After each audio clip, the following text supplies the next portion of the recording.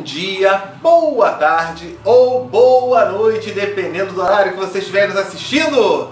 Meu nome é Sérgio W. Soares e estamos dando início a mais um Auxílio ao Evangelho no Lar. Este é o de número 173, onde vamos estudar Evangelho segundo o Espiritismo. Olha ele aqui, ó, capítulo 23. É aquele que fala estranha moral. A gente vai estudar os itens 16 ao 18. É aquele, na verdade, é a continuação, né? É aquele que fala: não vim trazer a paz, mas a divisão. Em algumas Bíblias consta como: não vim trazer a paz, mas a espada. E foi dito por Jesus. E aí muita gente pensa: caramba, Jesus então está dizendo que vai trazer a espada? Vai mesmo sair matando, enfiando a espada em todo mundo? Que história é essa? Por isso é que esse capítulo tem o nome Estranha Moral, para explicar direitinho o que Jesus quis dizer. Porque se você levar ao pé da letra, né, seria uma atitude totalmente incompatível, ainda mais vinda de Jesus, né? Então, vamos finalizar hoje esse item e, aliás, estaremos finalizando este capítulo também, tá? Bom, nossa página na internet, você está vendo aí, ó, www.evangelhonolar2012.blogspot.com. Entrou ali, você vai encontrar o quê? Toda sexta-feira um novo vídeo. Você vai encontrar nessa página também o texto do Evangelho. Hoje não é capítulo 23, dos itens 16 ao 18? Está lá nessa página. Vai encontrar o texto da página de preparo. Hoje vai ser do livro Pão Nosso. Ó. O autor é o Emmanuel, quem psicografou foi o Chico Xavier. Você vai encontrar o passo a passo de como fazer o Evangelho. Ah, e nesse texto, tanto do Evangelho como da página de preparo, a gente coloca o significado das palavras mais difíceis. Por quê? A gente entende que a literatura espírita tem muita palavrinha que não é comum no nosso dia a dia, né? Então, a gente coloca ali viandante, emaranhado, Emaús, peregrino, olvidar. São palavrinhas que desembainhar, né? Expungir. Enfim, a gente coloca essas palavras com o significado de cada uma delas em parênteses ao lado ali, para facilitar o estudo, né? Ou seja, a gente deixa na cara do gol, né? Outro detalhe, tem dúvida? Qualquer dúvida sobre o Evangelho no Lar, manda um e-mail pra gente. Ó, você tá vendo aí, ó, amorperdãoefé@gmail.com. A gente sempre responde. Pode mandar um e-mail, a gente responde. Pode ser que às vezes demore um pouquinho, mas a gente sempre responde. São muitos e-mails que chegam, né? E a gente vai respondendo na ordem que chega cada um deles, tá? Para você que curte Facebook, tá aparecendo aí também, ó, facebook.com/Evangelho no Lar 2012. Gente, fica aqui uma mensagem: mais do que curtir, compartilha. Quando você curte, você está falando assim: poxa, gostei, achei legal. Agora, quando você compartilha, você dá a oportunidade aos seus amigos, aos seus conhecidos, de terem acesso a esse conteúdo, de terem acesso ao Evangelho no Lar. E olha, muitas vezes a gente recebe e-mail: poxa, olha, um amigo meu compartilhou, e quando eu cliquei era exatamente aquilo que eu estava precisando ouvir naquele momento. Era ouvir do Sérgio? É claro que não tem nada a ver com o Sérgio. Ouvir as palavras, né, que estão aqui no Evangelho. Então, repara, que ajuda valiosa. Então você pode ser um instrumento dessa ajuda também. Clica no compartilhar, os grupos que vocês participam, né? Clica lá, compartilha com o pessoal, vai valer a pena. Você já vai estar praticando uma caridade aí com o seu próximo. Tá legal? Bom, sendo assim, vamos dar início ao estudo de hoje com a prece de abertura.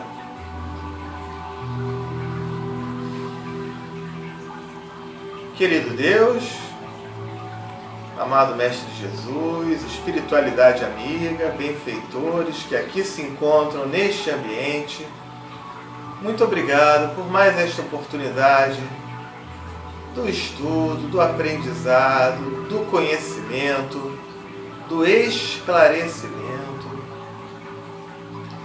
onde agradecemos desde já a presença dos anjos guardiães que aqui estão e que possa o ambiente no qual nos encontramos ser totalmente harmonizado, amparado, higienizado espiritualmente falando.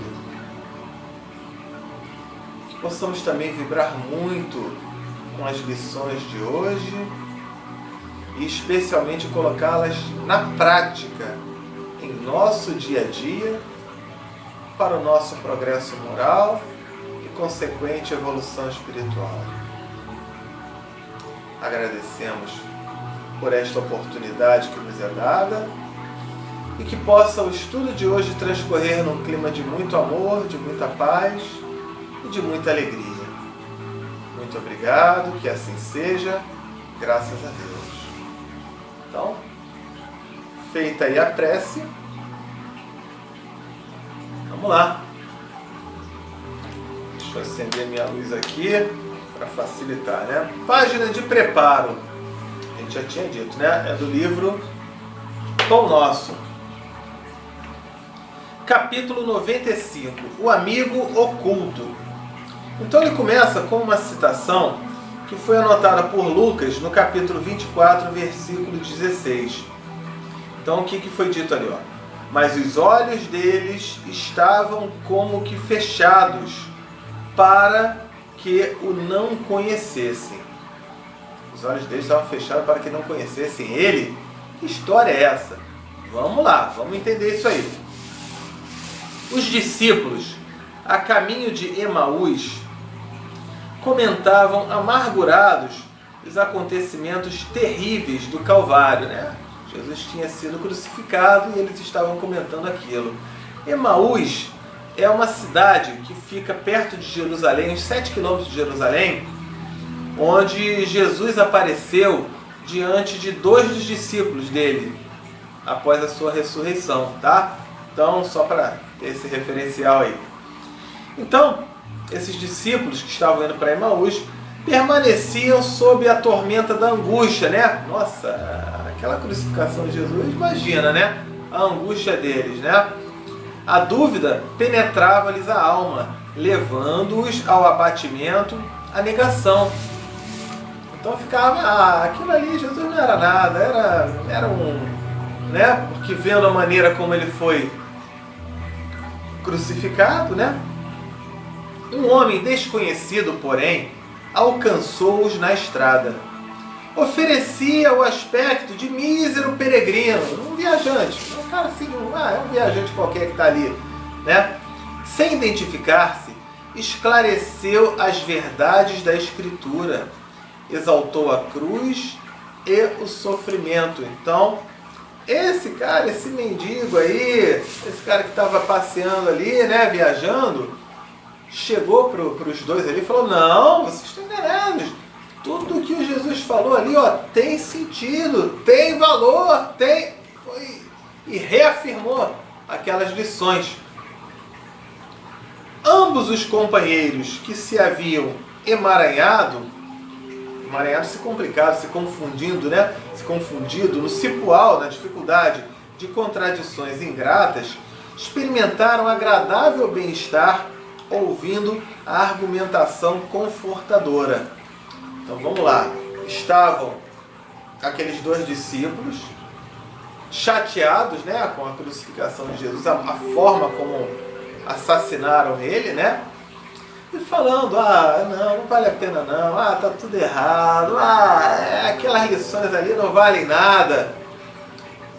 E chegou uma pessoa e começou a falar: vale sim, tem valor, tem isso, tem tal. Voltou a falar exatamente as lições de Jesus. E eles que estavam naquela confusão, aqueles discípulos, começaram a sentir um bem-estar, a ficar, caramba, a sentir um alívio. Talvez a primeira sensação de alívio que eles conseguiram ter, o primeiro sentimento de alívio ou de bem-estar que eles tiveram depois que Jesus foi crucificado.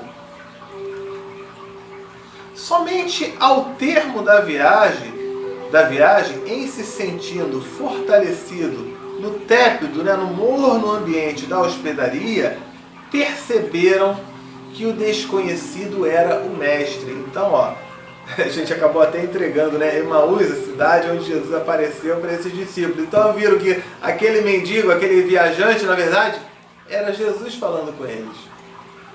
Tá? Ainda existem, aí qual é a lição que ele dá? Ainda existem aprendizes na estrada simbólica de Emaús, Ou seja, é uma estrada que todos nós atravessamos quando a gente tem dúvida, quando a gente coloca em dúvida a nossa fé, o nosso amor, fazer o bem. Então, é como se fosse uma estrada simbólica de Emaús. É aquele momento que a gente está com a nossa fé um pouquinho abalada, Então ele fala, existem aprendizes na estrada simbólica de Emaús todos os dias. Atingem o Evangelho e espantam-se em face dos sacrifícios necessários. A eterna iluminação espiritual. Então, peraí, eu acabei não lendo aqui direito. Atingem o Evangelho e espantam-se em face dos sacrifícios necessários à eterna iluminação espiritual. Para a gente conseguir essa iluminação espiritual, a gente vai passar por sacrifícios, vai passar por dificuldades, vai passar por tudo isso. E olha, nada mais natural.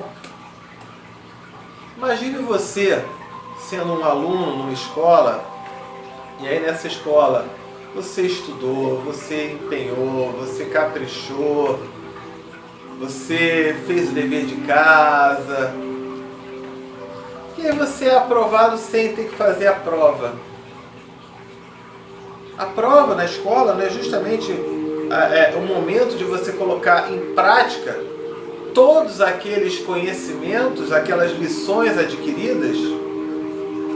E cá entre nós, não é muito gostoso quando você faz a prova e recebe a sua provinha, nota 8, nota 9, nota 10? E se não tivesse essa prova? Você ia ficar... Então, a nossa vida também ela é assim. Só que as provas, elas não têm data nem hora marcada para chegar. Eu não preciso nem preencher cabeçalho naquela prova. A prova, ela vem no nosso dia a dia, nos nossos relacionamentos com as pessoas, com os parentes, com os amigos, com os companheiros de trabalho, com os inimigos, especialmente com os inimigos, com aqueles que a gente, de repente, não gosta tanto, com aqueles que provocam a gente. Você mostra que aprendeu essas lições nessa hora que você mantém a sua serenidade, a sua tranquilidade, Então, vamos continuar. Não entendem o ambiente divino da cruz e procuram paisagens mentais distantes. Eu não quero passar por prova, não. Eu quero que esteja ali paz, eu quero que esteja ali tudo caindo na minha mão. Igual uma criança mimada, Entretanto, chega sempre um desconhecido que caminha ao lado dos que vacilam e fogem. Tem a forma de um viandante, A pessoa que viaja, que caminha, geralmente a pé.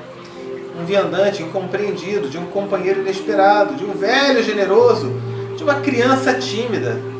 Sua voz é diferente das outras.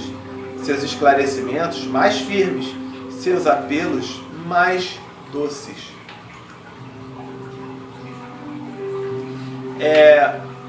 Uma vez, eu já contei isso aqui em outros episódios, que foi um grupo de pessoas ajudar alguém e estava na rua e uma dessas pessoas estava muito triste, estava muito chateada. E geralmente uma boa lição quando a gente está chateado, uma boa orientação é fazer uma caridade para alguém. Paga um pastel para um mendigo na rua, dá uma moeda para alguém, faz qualquer coisa desse tipo, experimenta. Vale a pena. E aí essa pessoa estava se sentindo desamparada, estava se sentindo mal amada, vamos dizer assim, por alguém, decepcionada. E essa pessoa andando na rua encontrou um mendigo com a barba, né? Com aquela barba por fazer e tudo, né? E falou para ele assim: você aceita que eu lhe pague um pastel? E ele aceitou. E viu ele comendo aquele pastel com tanta vontade, com tanto ânimo, né? Talvez ele tivesse ali o dia todo sem comer nada. E quando ele terminou de comer o pastel, o sujeito foi e pagou o pastel para ele. E aí ele falou assim: eu posso lhe dar um abraço? E o mendigo aceitou o abraço, deu um abraço. O mendigo abraçou ele também. Bom, fica com Deus, estou indo embora. Aí o mendigo falou: você pode me escutar um segundinho? E aí ele falou: olha, há mais de 2 anos eu não recebo um abraço. Você agora, com esse abraço que você me deu, pela primeira vez em 2 anos eu não me senti invisível. Porque eu estou andando pelas ruas, todo mundo passa como se eu fosse invisível. Repara só a lição, né? Uma pessoa simples deu uma lição enquanto o outro estava se sentindo mal amado ali, porque teve uma discussão, alguma coisa assim. Esse mendigo vai dar uma lição dessas. Então é o que ele está exatamente dizendo aqui. Às vezes é uma criança, é uma pessoa idosa, é alguém que passa na rua e que traz uma mensagem que, opa, a gente consegue captar, né, e se sente muito melhor. Então, vamos lá. Quem partilha por um momento do banquete da cruz, jamais poderá olvidá-la, esquecê-la, né? Muitas vezes partirá mundo afora, demorando-se nos trilhos escuros. No entanto, minuto virá em que Jesus, de maneira imprevista, busca esses viajores transviados, perdidos, né, desnorteados, e não os desampara enquanto não os contempla, não observa seguros e livres na hospedaria da confiança. Então, Deus está acompanhando, a gente está colhendo aquilo que planta, né? A gente precisa também parar de se posicionar como uma vítima e, na hora da dificuldade, peraí, o que eu fiz para isso? Eu estou colhendo alguma coisa que eu plantei. E será que eu fiz nessa vida ou numa vida anterior? Porque muitas vezes acontece também de fazer numa vida anterior. Uma criança que nasce com uma deficiência, com algum problema, com certeza é um resgate de uma vida anterior, de um débito de uma vida passada, né? Então a gente compreender isso direitinho. Tá legal? Vamos lá então. Página. Capítulo 23, estranha moral. Itens 16 ao 18. Não vim trazer a paz, mas a espada. Então vamos continuar. No item 16, então ele fala assim, ó. Quando Jesus declara: não creiais que eu tenha vindo trazer a paz, mas sim a divisão, a espada, né? Seu pensamento era o seguinte: não creiais que a minha doutrina se estabeleça pacificamente. Ela trará lutas sangrentas, tendo por pretexto o meu nome, porque os homens não me terão compreendido, ou não me terão querido compreender. Então, muitas vezes, as chamadas guerras santas, né? Ou não compreenderam, ou querem até deturpar as palavras de Jesus e colocar ali aquela briga, aquela confusão toda, né? Impor, né, de qualquer jeito. Os irmãos, separados pelas suas respectivas crenças, desembainharão, atacarão, né, a espada um contra o outro. E a divisão reinará no seio de uma mesma família, cujos membros não partilhem da mesma crença. Vim lançar fogo à terra para expungi-la, para eliminá-la dos erros e dos preconceitos, do mesmo modo que se põe fogo a um campo para destruir nele as ervas mais, e tenho pressa de que o fogo se acenda para que a depuração, a purificação seja mais rápida, visto que do conflito sairá triunfante a verdade. Então olha só, Jesus tomou essa situação como algo inevitável, porque a gente adora ficar como crianças mimadas. Tem um livro chamado Missionários da Luz, ó, você está vendo ele aqui, a capa dele. Ele é de André Luiz, psicografado pelo Chico Xavier, e na introdução tem um texto do Emmanuel chamado Ante os Tempos Novos. Eu vou ler um pedacinho aqui, é o seguinte, ó. Enquanto a história relaciona a intervenção de fadas, referindo-se aos gênios tutelares, aos palácios ocultos e às maravilhas da floresta desconhecida, as crianças escutam atentas, estampando alegria e interesse no semblante feliz.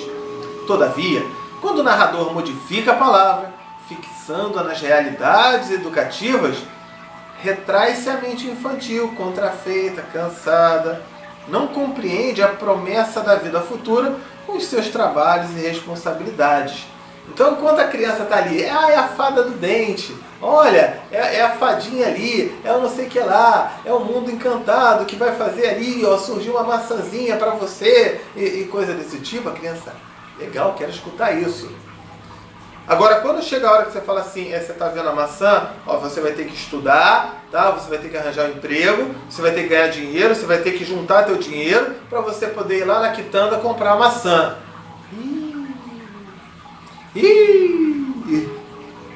Perde o encanto, né? Então, o que ele fala aqui?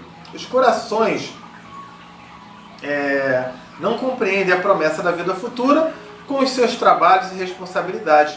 Os corações ainda tenros amam o sonho, aguardam o heroísmo fácil, estimam o menor esforço, não entendem de pronto o labor divino da perfeição eterna e, por isso, afastam-se dos ensinamentos reais, admirados e espantadiços. A vida, porém, espera-os com as suas leis imutáveis e revela-lhes a verdade, gradativamente, sem ruídos espetaculares, com a serenidade de uma mãe. Então, queira ou não queira, você acredite ou não, eu não quero ouvir falar nisso não, vai chegar, é inevitável. É muito mais legal, muito mais gostosa a historinha dos contos de fadas. É muito mais gostoso para a maioria das pessoas a gente falar que Jesus veio à Terra e foi crucificado para pagar nossos pecados. Que beleza! Eu estava endividado até aqui, Jesus veio e pagou tudo, eu não estou mais com dívida, eu aprendi alguma coisa? Não.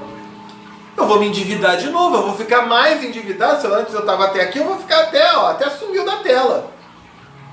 É muito mais fácil a gente querer entender dessa forma, interpretar dessa forma, igual a criança nos contos de fada. Então, vem eu não vim trazer a paz, mais a divisão, mais a espada, para isso. E por que Jesus veio também à Terra? Imagina se ele não tivesse vindo. Talvez a gente estivesse 2000 anos atrasados em relação a esses valores. Então ele veio, é para isso mesmo, é para a gente chegar, é para ter o conflito, é para ter isso tudo, porque vai chegar uma hora que as pessoas vão ter que assimilar naturalmente, e aí vão perceber, vão cair, vão ter um choque de realidade e vão começar a trabalhar de acordo com as leis naturais da vida, ok? Vamos lá, vamos continuar. A guerra sucederá à paz, ao ódio dos partidos, à fraternidade universal, às trevas do fanatismo, à luz da fé esclarecida. Então, quando o campo estiver preparado, eu vos enviarei o Consolador, o Espírito de verdade, que virá restabelecer todas as coisas, isto é, que dando a conhecer o sentido verdadeiro das minhas palavras, que os homens mais esclarecidos poderão, enfim, compreender, porá termo, fim, a luta fratricida, que mata, que corrompe, né? Que desune os filhos do mesmo Deus. Cansados, afinal, de um combate sem resultados, que consigo traz unicamente a desolação e a perturbação até o seio das famílias, reconhecerão os homens onde estão seus verdadeiros interesses com relação a este mundo e ao outro. Ao outro é o quê? Ao mundo espiritual, que a vida continua. Verão que de lado estão os amigos e os inimigos da tranquilidade deles. todos então se porão sob a mesma bandeira, a da caridade, e as coisas serão restabelecidas na terra de acordo com a verdade e os princípios que vos tenho ensinado. Então, Jesus falou que foi necessário 18 séculos, 19 séculos, e aí vieram as mesas girantes lá na França, quando Kardec estudou fenômenos em vários lugares do mundo, e essas lições, o Consolador Prometido. E fique claro, não é evangelho de Kardec, eu ouço muita gente falar evangelho de Kardec, Kardec não tem nada a ver com isso. Kardec pegou a mensagem dos espíritos e organizou as mensagens que os espíritos enviaram, só isso, dando um esclarecimento maior, porque ali já estava num ponto de se compreender isso. Item 17. O Espiritismo vem realizar na época prevista as promessas do Cristo, entretanto, não pode fazer sem destruir os abusos, não tem jeito, vai incomodar muita gente. Como Jesus, ele topa com o orgulho, o egoísmo, a ambição, a cupidez, a cobiça, o fanatismo cego, os quais, levados às suas últimas trincheiras, tentam barrar-lhe o caminho e lhes suscitam, lhes causam, provocam entraves e perseguições. Também ele, portanto, tem de combater, mas o tempo das lutas e das perseguições sanguinolentas passou. São todas de ordem moral as que terá de sofrer, e próximo lhes está o termo. As primeiras duraram séculos, essas duraram apenas alguns anos, porque a luz, em vez de partir de um único foco, irrompe de todos os pontos do globo e abrirá mais de pronto os olhos aos cegos. Então agora, em todo lugar do mundo você verifica isso. Até de quem não é religioso, de quem não tem religião, que é um exemplo, transcomunicação instrumental. Você, por aparelhos, consegue gravar as vozes dos espíritos, filmar, fotografar. Procura Rede TCI Brasil, Rede T, de tatu, C, de casa e de índio. Rede TCI Brasil. Você vai encontrar ali conteúdo demais. E ciência desenvolvida na Alemanha, que ninguém lá é espírita, que não tem nada a ver com o espiritismo lá, Então, como ciência, chega para mostrar isso, ok? Entre tantas outras coisas, Item 18. Essas palavras de Jesus devem, pois, entender-se com referência às cóleras, às iras, raivas, que a sua doutrina provocaria, aos conflitos momentâneos a que ia dar causa às lutas que teria de sustentar antes de se firmar, como aconteceu aos hebreus antes de entrarem na terra prometida, e não como decorrente de um desígnio premeditado de sua parte de semear a desordem e a confusão. O mal viria dos homens e não dele, que era como o médico que se apresenta para curar, mas cujos remédios provocam uma crise salutar, atacando os maus humores do doente. Então essa guerra, essa espada, não vem de Jesus, vem dos homens, vem das pessoas que não compreendem, que preferem a historinha, como a gente leu aqui no Missionários da Luz. É muito mais legal a história de que vem uma fada madrinha e que vai colocar uma maçãzinha ali na minha mesa para eu poder me alimentar. É muito mais legal. Agora, não tem fada nenhuma botando a maçã. Você vai ter que estudar, e você vai ter que trabalhar, você vai ter que ficar horas trabalhando, se levanta da cama, sai do sofá, desliga a televisão, vai arranjar um emprego, vai arranjar um trabalho, uma atividade, vai suar a camisa para você ver quanto vai custar aquela maçã que está lá na sua mesa. Ah, essa história não é legal não. Prefiro a outra. Então, comparando, é a mesma coisa em relação às pessoas. As interpretações bíblicas e tudo mais, você tem que ir lá no templo, você tem que fazer isso, você tem que fazer aquilo, você tem que ir. E direciona. E Jesus pagou os pecados. Ótimo, ótimo. Caramba, me deu um cartão de crédito, para eu poder continuar. Jesus não está aqui para nos ensinar? Qual é a lição que ele vai estar nos dando? Se Ele pagar os nossos pecados, se Ele pagar as nossas dívidas, Ele não vai me ensinar a ter cuidado, a vigiar, Ele vai me ensinar que eu posso continuar me endividando. Deu para captar aí? Então, veio aí então essa explicação, esse esclarecimento, tá? E a gente já está tendo uma transformação, uma melhora, uma reforma, sim. Isso aí é um ponto que também vale a pena a gente pensar. Bom, vamos lá. Chegou a hora daquela prece, hora de vibrar pelas pessoas queridas, né? Então, quando eu disser para pausar, você pausa aí, mencione o nome de todas as pessoas, encarnadas, desencarnadas, amigos, inimigos, tá? Não tem problema nenhum, depois solta o pause para a gente continuar. Então vamos lá. Querido Deus, Mestre Jesus, Espíritos e benfeitores, amigos, viemos neste instante fazer um pedido especial por todas as pessoas que tiverem seus nomes mencionados aqui, encarnados ou desencarnados, amigos ou inimigos, parentes, amigos, conhecidos, para que cada uma delas possa receber a luz, o auxílio e o amparo que lhes forem possíveis.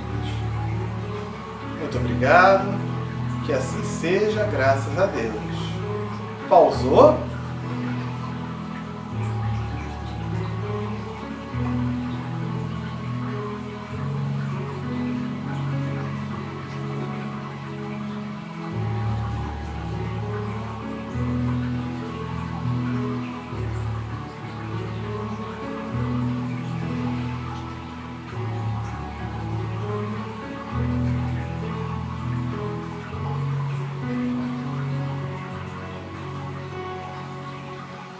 Soltou o pause, fluidificação da água. Então vamos lá, já preparou aí a jarra, o copo, o vasilhame? Vamos lá, vamos fluidificar. Então, você coloca as mãos sobre a jarra, tá? Apontando os dedos, ou a palma das mãos para a jarra, como você preferir. E aí vamos fazer a seguinte prece. Ah, mas a jarra está longe, eu não tenho como apontar? Não tem problema então. Então você apenas faz a prece, tá legal? Então vamos lá. Querido Deus, espiritualidade amiga e benfeitores, viemos pedir que possa esta água receber os melhores fluidos e vibrações, de maneira que, ao contato dela com o nosso organismo, nos proporcione tudo aquilo de bom, importante e necessário a cada um de nós. Muito obrigado, que assim seja, graças a Deus. Então, estou colocando aqui.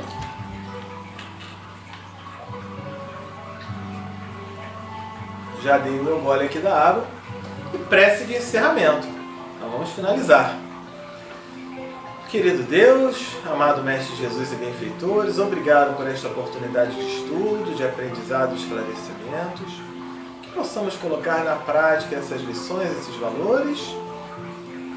Obrigado pelo amparo e assistência que nos foi dada e que possamos estar aqui na próxima semana para mais uma oportunidade de estudo, de conhecimentos, de esclarecimentos. Agradecemos de novo por esta oportunidade, que possamos ter uma semana de muita luz, de muita paz, muita proteção, seja por nosso merecimento ou pela misericórdia de Deus, que assim seja, graças a Deus. Muito bem então, né? Estamos finalizando o estudo de hoje. Tenham todos então uma ótima semana, fiquem com Deus e até o nosso próximo encontro. Tchau, tchau!